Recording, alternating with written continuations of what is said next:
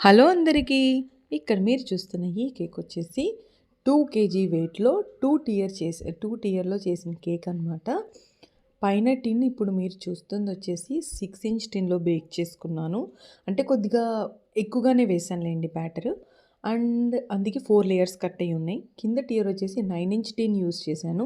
అది ఫైనలైజింగ్ తర్వాత అది 1 ½ కేజీ వస్తది.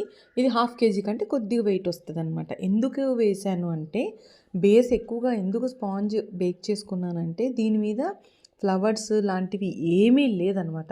సో, మనం కేక్ వెయిట్ ఎలా పెంచాలి అంటే కొద్దిగా స్పాంజ్ ఎక్కువగా వేసి బేక్ చేసుకొని క్రీమ్ తక్కువగా యూజ్ చేసామంటే మనకు ఆటోమేటిక్‌గా మంచిగా సరిపోతుందండి. అండ్ ఇక్కడ చూస్తే నేను ప్యాలెట్ నైఫ్‌తో సైడ్స్‌కి ప్యాటర్న్ ఇస్తున్నాను.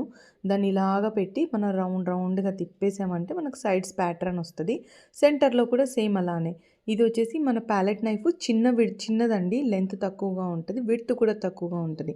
కంపారిటివ్ నార్మల్‌దనమాట. ఇది నేను ఒక 2½ అవర్స్‌లో చేసేసానండి కేక్. చాలా స్పీడ్‌గా 9:30 ఆల్మోస్ట్ ఆర్డర్ వస్తే 11:30కి ఇచ్చేయమన్నారు. నిన్న కనీసం 12 వరకన్నా నాకు టైం ఇవ్వండి అనేసి. ఎందుకంటే స్పాంజ్‌కి టైం రెడ్యూస్ చేయలేం కదండీ! బేక్ అయిన స్పాంజ్‌ని చల్లార్చాలంటే మన దగ్గర వేస్ ఉంటాయన్నమాట. ఏం లేదు పెద్ద ప్లేట్‌లో వాటర్ ఏసేసి నేను అలాగా బేక్ అయిన స్పాంజ్ గిన్నెని తీసుకెళ్ళి దాంట్లో పెట్టేస్తాను.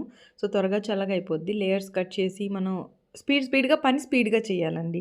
అంతే ఇంకేమీ లేదు. ఆర్డర్ ఇచ్చిన వాళ్ళని కొద్దిగా టైం రిక్వెస్ట్ చేసుకున్నామంటే సరిపోద్ది. విత్ మినిమమ్ డెకరేషన్ అండి. ఫాక్స్ బాల్స్ పెట్టేసి కేక్ లుక్ ఫినిష్ చేశాను.